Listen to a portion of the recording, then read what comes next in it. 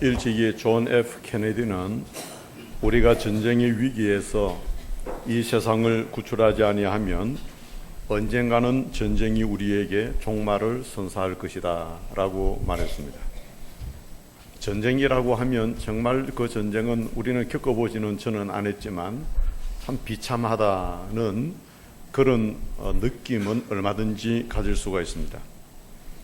오늘 본문에서도 이 전쟁의 비참함을 볼 수 있는 한 장면이 나옵니다.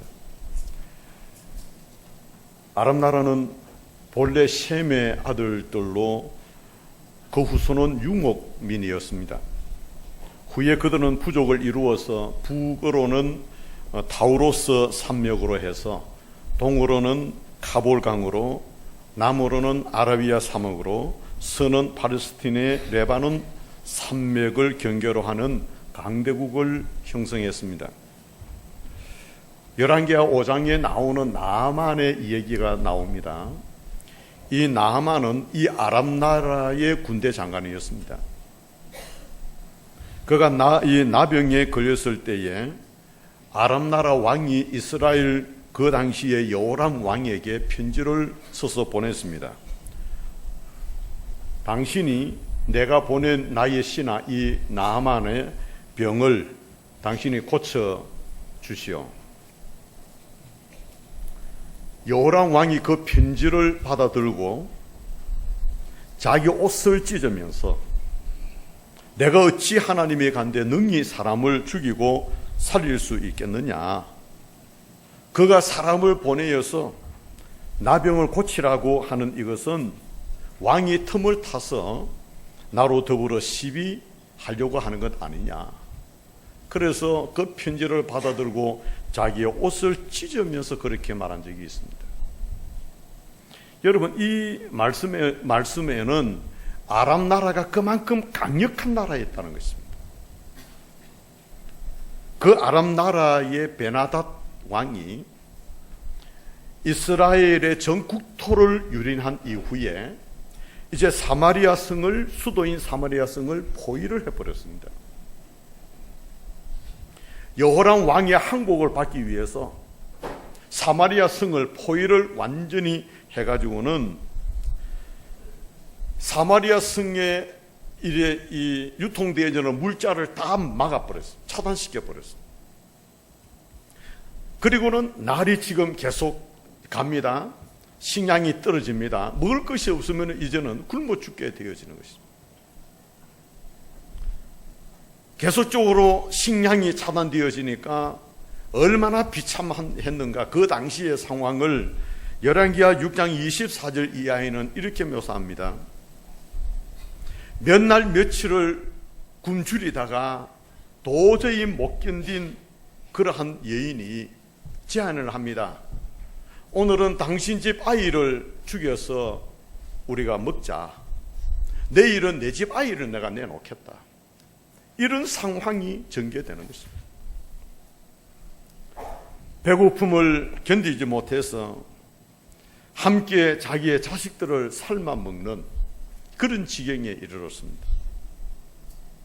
그런데 어떤 일이 벌어졌는가 하니까 내일은 내 아이 내놓을 테니까 오늘 너희 아이 삶아서 먹자 이래가지고 먹었습니다.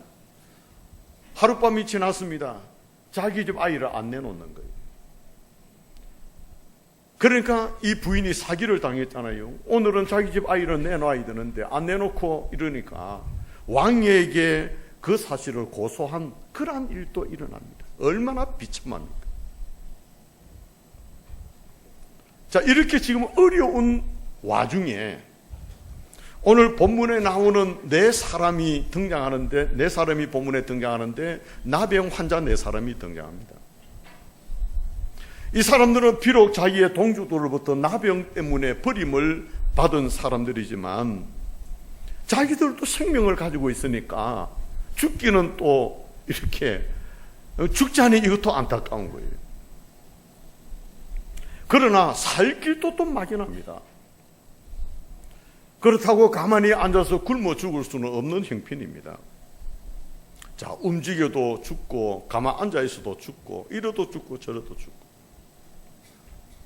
성 안에는 자기 자식들을 삶아 먹는 그런 지금 비참한 상황이 전개되어지고 있으니 성 밖으로 그들에게 던져줄 식량이 뭐 있겠습니까? 그러니까 이 나병 환자들이 성으로 들어가도 이는 먹을 게 없으니 죽을 것이고, 아람 군대에 항복해도 저걸 뭐 살려두고 죽이려는지 그것도 알 수 없는 운명이에요. 그렇다고 가만히 앉아서 죽음을 기다릴 수는 없으니까 이 나병 환자 네 사람이 이 야음을 틈타서 아람군의 진영으로 들어가게 되어지는 것입니다. 왜 그러느냐? 거기에는 죽더라도 먹을 게 있는 거예요. 그래서 막 죽으면 죽고 이래도 죽고 저래도 죽으니 먹을 수 있는 식량이 있는 곳으로 찾아간 것입니다. 근데 아람 군대 진영으로 들어가는데 이 아람 진영이 너무 조용한 것입니다. 조심조심 천막 안으로 들어가는데 아무도 없습니다. 군량미, 군수물자 모든 거 다 그냥 버려두고 아람 군대들만 어디로 갔는지 사라져버리고 없는 것입니다. 문둥이들은 우선 실컷 먹었습니다. 배를 채웁니다. 배가 부르니까 제정신이 납니다. 좋은 것을 모조리 훔쳐다가 자기 집에 갖다 놓고 또 와가지고 또 훔쳐가는 거예요. 그런데 이러다 보니까 성 안에 있는 자기 동족들이 생각이 나는 거예요. 그래서 그들이 말합니다. 이제 우리가 떠나서 왕궁에 가서 알리자. 이 아름다운 소식, 생명의 소식, 살 수 있는 소식을 죽어가는 우리 동족에게 가서 알려주자. 이스라엘 백성들에게 이 나병 환자가 그 소식을 전해줍니다. 이 소식을 들은 이스라엘 백성이 죽음의 직전에서 살게 되어지는 그런 내용입니다. 6일이 해피데이 선포식 주일에 간단하게 제가 언급을 한 적도 있습니다만, 저는 오늘 본문을 통해서 우리에게 주시는 교훈이 무엇인가를 생각해 보려고 합니다. 그 첫째는 그들이 가만히 있어서는 안 될 이유가 뭐냐면 소유하고 있는 것들이 있었기 때문이었습니다. 이리 해도 죽고 저리 해도 죽을 수밖에 없는 자들이었습니다. 그러나 지금은 그렇지 않았습니다. 그들에게는 지금 많은 양식이 있습니다. 옷도 풍성히 가질 수 있고 금도 은도 그들은 넉넉하게 가질 수 있는 많은 재산을 그들이 소유하고 있습니다. 일찍이 저들은 아무런 희망이 없는 자들이었습니다. 그들에게는 남아있는 기간은 죽음밖에 없는 그러한 앞날이 막막한 저들의 삶이었습니다. 그러나 지금은 그렇지 않다는 것입니다. 그들은 지금 배불러 있습니다. 은근 보화를 그들은 가지고 있습니다. 그들에게는 배고파 죽어가는 자들을 살릴 수 있는 좋은 소식을 가지고 있습니다.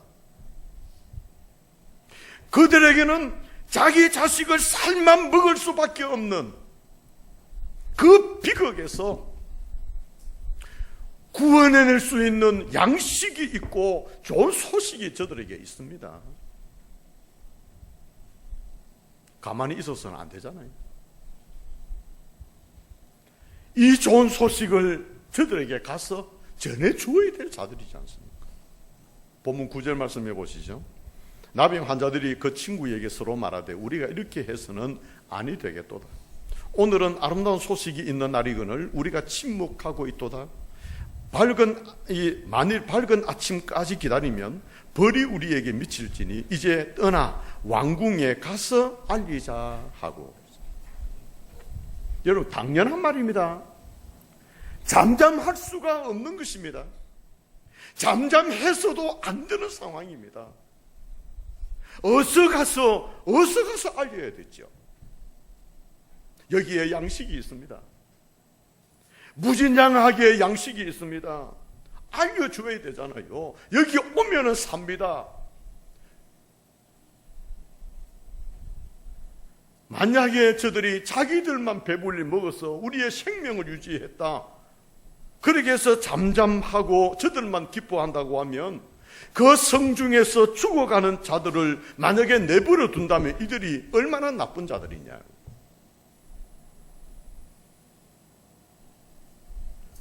나병 환자들은 어디서 가서 알게 됐습니다. 그 이유는 그들에게는 기쁜 소식이 있었습니다. 살 수 있는 양식이 저들에게 있었기 때문입니다. 여러분, 이것은 가진 자의 의무입니다. 가진 자의 특권입니다. 오늘 우리가 예수 그리스도의 복음을 전해야 될 이유가 바로 여기에 있습니다. 우리는 영원한 생명을 소유한 자들입니다. 구원의 은혜를 받은 자들입니다. 생명의 양식을 우리는 가지고 살아가는 자들입니다. 아직도 우리 주변의 수많은 인생들은 영생의 양식을 그들은 가지지를 못합니다. 구원의 기쁜 소식을 저들은 받아들이지를 못하고 있습니다. 영원한 생명의 양식을 저들은 가지고 살아가지 못하고 있습니다. 우리는 가지고 있습니다. 가지고 있으니 저들에게 우리는 알려주고 나누어 줘야 된단 말이에요. 잠잠히 있어서는 안 된다. 내가 받은 영원한 생명을 소유하고 구원의 그 기쁜 소식을 내가 가지고 있고 생명의 양식을 내가 가지고 있다면 그렇지 못한 자들을 향해서 가만히 있으면 나쁜 사람들이죠. 그래서 우리는 복음을 전하는 것입니다. 그래서 교회는 복음을 증거해야 하는 것입니다. 왜? 우리는 가지고 있는 자들이니까, 우리는 누리고 있는 자들이니까, 우리는 소유하면서 그 감격 속에 살아가고 있는 자들이니까 우리는 나누어 줘야 돼요. 알려줘야 됩니다. 이것이 복음 증거입니다. 그리고 이 나병 환자들이 잠잠해서는 안 될 두 번째 이유는 성 안에 있는 사람들의 살 길이 오직 그 길밖에 없기 때문입니다. 지금 사마리아 성 안에는 사람들이 죽어가고 있습니다. 어떤 이는 굶어 죽어가고 있고, 어떤 어린 아이들은 부모에게 잡혀서 먹임당하는 죽음을 당합니다. 지금 수많은 사마리아 성에 있는 이스라엘 자기 동족들은 지금 굶주려 죽어가고 있는 거예요.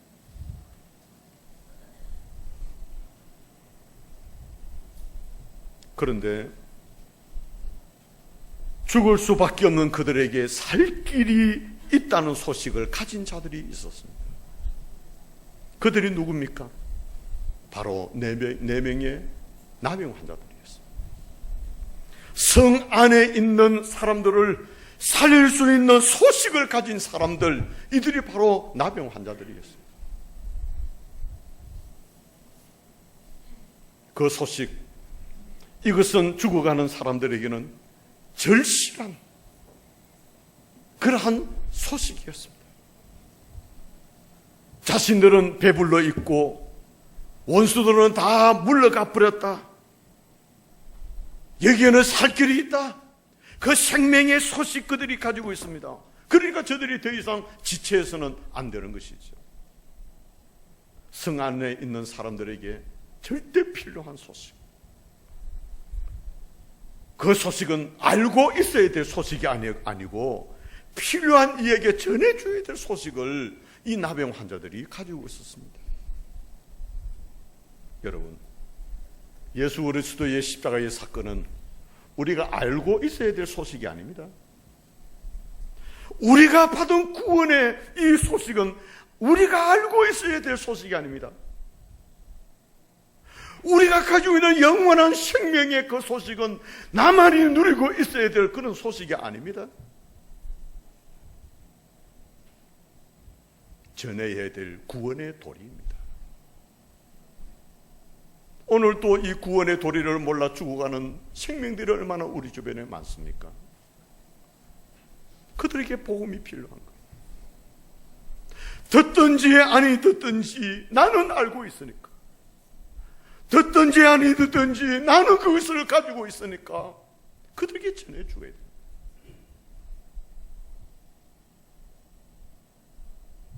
그런데 오늘 많은 크리스찬들은 필요한 복음의 소식을 전해줄 줄 모르고 있습니다. 그들에게 필요한 이 복음을 우리는 가지고 있으면서도 전하기를 주저하고 있습니다. 어서 가서 전해야 될 이 복음의 소식을 잠잠하게 그냥 지니고 있는 이것이야말로 얼마나 큰 잘못입니까? 스코틀랜드에 한 젊은 청년이 있었습니다. 그런 다리가 하나밖에 없는 불구자였습니다. 그런데 중국의 선교사 허드슨 테일러에게 가서 나도 중국의 선교사로 가겠으니까 나를 좀 보내달라는 것입니다. 근데 허드슨 테일러가 당신은 다리 한쪽밖에 없는 불구자인데 어떻게 선교 현장에 가려고 하느냐?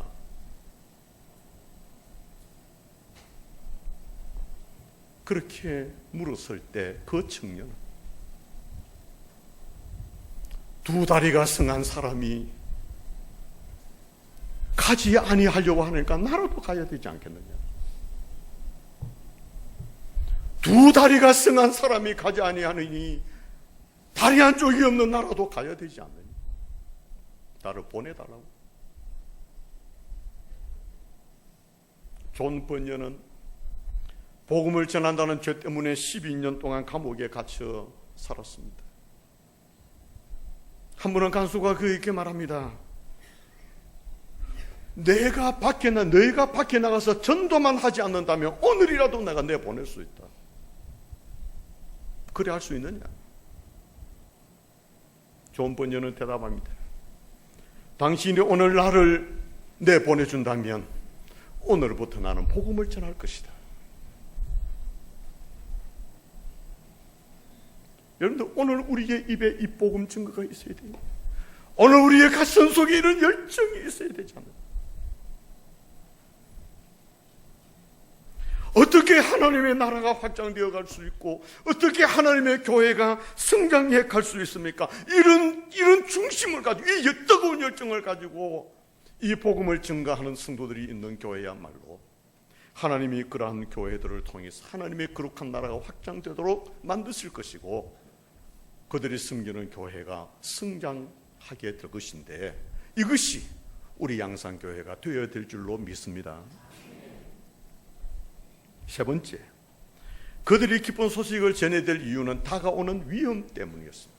9절 말씀에 한 번 더 보시면 나병 환자들이 그 친구에게 서로 말하되 우리가 이렇게 해서는 아니 되겠도다. 오늘은 아름다운 소식이 있는 날이거늘 우리가 침묵하고 있도다. 만일 밝은 아침까지 기다리면 벌이 우리에게 미칠지니 이제 떠나 왕궁에 가서 알리자. 나병 환자들은 하나님께서 이 자기 백성을 위해서 아람 군대를 물리치신 것을 그들은 아마 깨달았을 것입니다. 그들은 즉시 사마리아 성으로 들어갔습니다. 지체하지 아니하고 이 기쁜 소식, 구원의 소식을 저들에게 전했습니다. 그들이 밝은 아침까지 우리가 기다리면 우리가 벌을 받게 될 것이다. 아침까지 기다릴 수가 없다. 그들은 좋은 소식을 묻어두지 아니했습니다. 그들은 좋은 소식을 그들만이 가지고 살아가지 않았습니다. 즉시 가서 그 소식을 전했습니다. 만약에 그들이 지체했다면 사마리아 성 안에는 또 생명들이 죽어갔을 거예요. 하룻밤을 지나고 갔으면 그 밤 사이에 수많은 생명들이 아마 죽어갔을 것입니다. 그 책임, 거기에 대한 벌을 그들을 면치 못할 것이었다. 그걸 깨달은 거예요. 만약에 여러분 그들이 움직이지 않고 더디 움직이고 그래서 사마리아 성에 자기 백성들의 생명이 죽어갔다면 그 책임이 누구에게 있겠습니까? 이들에게 있는 것이죠. 이들은 자기들의 책임을 이행하지 아니했을 때에 주어지는 그러한 위험을 직감했습니다. 고린도서 9장 16절 말씀에 내가 만일 복음을 전할지라도 자랑할 것이 없으면 내가 부득불 할 일을 임이라. 만일 복음을 전하지 아니하면 내게 화가 있을 것이로다. 두렵습니다. 누가복음 19장 40절 대답에 이르시되 내가 너희에게 말하노니 만일 사람들이 침묵하면 돌들이 소리 지르리라 하시니라.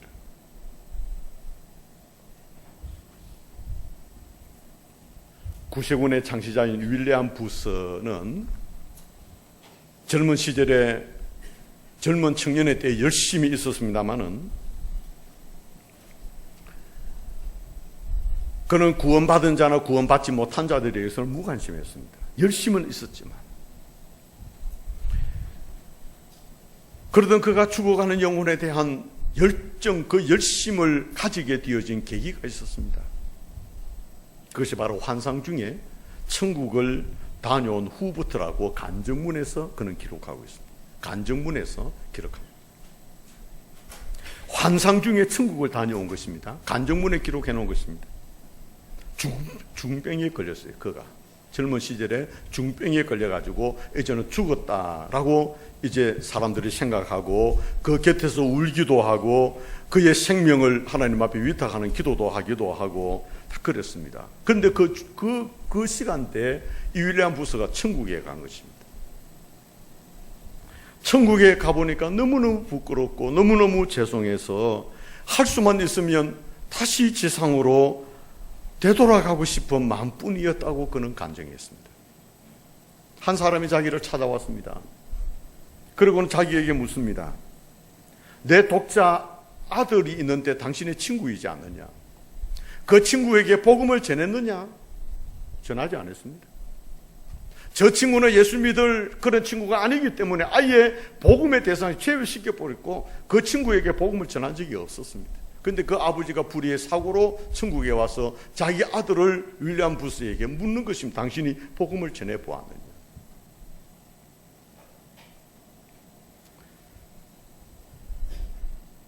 그는 그 대답, 내가 복음을 전하지 못한 그 대답, 그는 부끄러워서 견딜 수가 없었다. 두 번째 사람이 자기를 찾아왔습니다. 사랑하는 딸의 소식, 바로 당신 집 윌리엄 부스 집 옆에 있는 이 딸의 어머니가 세상 떠나 천국에 왔고 윌리엄 부스에게 내 딸에게 복음 전해본 적이 있느냐? 그 딸은 누군가가 복음을 전하면 받아들일 수 있는 딸인데 당신이 복음을 전해본 적이 있느냐? 그에게 복음을 전해본 적이 없습니다. 부스는 너무 부끄러워서 하나님, 이것이 바로 천국입니까? 괴로워서 내가 견딜 수가 없습니다. 차라리 다시 세상으로 보내어 주십시오. 한 번 더 나를 세상으로 보내어 주십시오. 그리고 깨어난 게 그가 다시 생명을 유지하게 되어진 것이죠. 이것이 그의 환상이었습니다. 여러분, 우리에게 기회가 두 번 있으리라 그건 오해하지 마십시오. 복음 전할 수 있는 시기는 내가 살고 있는 바로 이 시점입니다.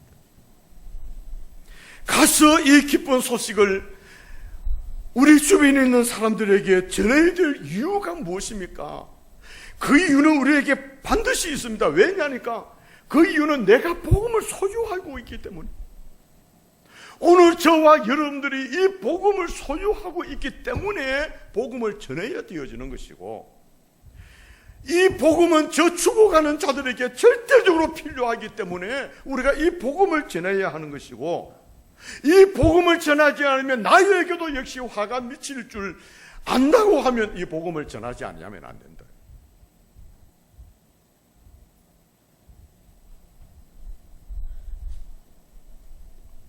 언젠가는 복음을 전하지 않은 이것 때문에 하나님 앞에 책망받을 날이 주어진다는 것을 우리는 알아야 됩니다. 물론 해피데이를 앞두고 우리는 부담스럽습니다. 정말 이 시간들은 여러분도 아마 부담스러운 분들이 계실 거예요. 그러나 한번 하나님 앞에 생각해 보십시오. 우리 주변에 있는 이들을 향해서 이 나병 환자들의 중심이 우리에게 있다고 하면 어찌 가만히 있을 수 있겠느냐?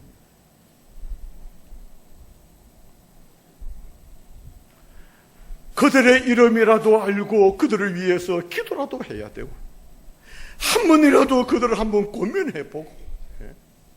그래서 여러분들 6월 12일 그냥 모시고 오라고 하는 게 아니고, 이홍열, 이 코미디언 아닙니까? 이홍열. 나이 좀 드신 분들은 다 아시고 계시죠? 감사한 게 우리 사촌이 목사인데 그 친구가 이홍열. 그래 저희 사촌 보고 좀 연락할 수 있는 대본에 연락해가지고, 바로 그 친구가, 그러니까 이 친구가 너무 좋은 거예요. 우리 사촌한테 이야기하고 바로 이 아프리카에 가 있는 사람한테 연락해가지고 허락을 받은 겁니다. 그래서 우리 교회로 오기로 했고, 보통 저런 분들은 한 차례밖에 안 합니다. 그런데 9시 반에 한 차례, 11시 반에 한 차례, 2차례 하도록 부탁을 해놨습니다. 여러분들이 어떻게 하든지 한 분 한 분씩 모시고 올 수 있는 그러한 계기를 마련하려고 저렇게 모시는 것입니다. 그런데 참 감사한 저분이 장리 집사님이었어요. 그 신앙 간증을 하면서 오신 분들을 이렇게 구원으로 초대를 하려고 하는 것이니까 여러분 그 초대장을 가지고 와서 좀 전해 주십시오. 그리고 계속해서 전도 대상자 여러분 좀 신청을 하시고 좀 기도 제목을 삼으시고, 또 이 기간 동안에 우리가 열심히 기도하고 그들의 생명을 하나님께 위탁을 하고, 그렇게 우리가 열심을 다해 봐야 됩니다. 우리가 해야 될 사이. 그거 하지 아니하면 우리에게, 여러분, 하나님은 책임을 물으실 때 뭐라고 하나님 앞에 대답하겠습니까?